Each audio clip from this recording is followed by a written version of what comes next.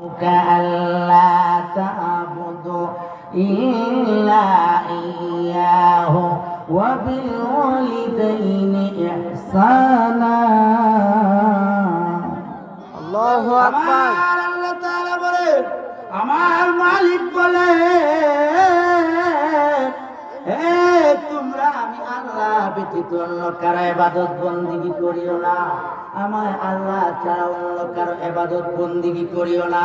তাহলে বোঝা গেল আমার আল্লাহ জানাই দিলেন, গাছ পূজা, মাছ পূজা, এই পূজাগুলি এগুলি আল্লাহর জন্য না। কথা কোন ঠিক কিনা? একমাত্র আল্লাহর ইবাদত করবেন, ওই আল্লাহর সঙ্গে লা তুশরিকু বিল্লাহি শাইআ, কাউকে শরীক করা যাবে না। ঘোষণা কার? আরো জোরে কোন কার? আমার আল্লাহ বলেন, মা এবং বাবার সঙ্গে সদাচরণ করো। জোরে জোরে বলুন সুবহানাল্লাহ। মা এবং বাবার সঙ্গে কি আচরণ করো? সদাচরণ করো, সদাচরণ করো।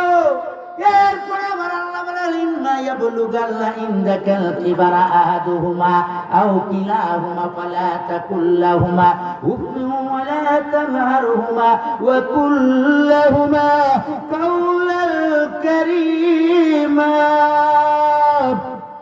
তারা যদি বার্ধক্যের মধ্যে পৌঁছে যায়, একজন অথবা উভয়জন, তাদের কি করো?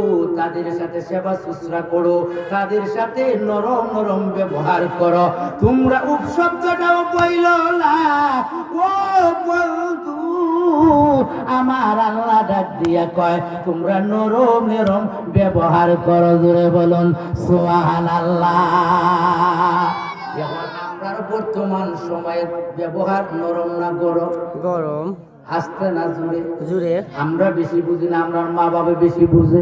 মা এলএলবি পাস করছি, ডিগ্রি করছি, কত কিছু লাভ করছে।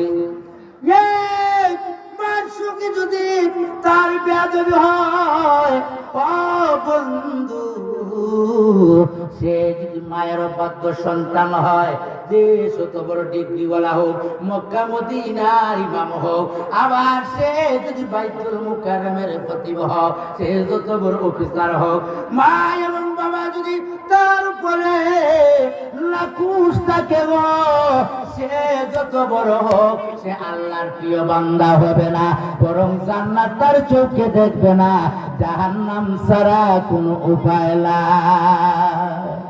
কথা বল ঠিক না বেটি?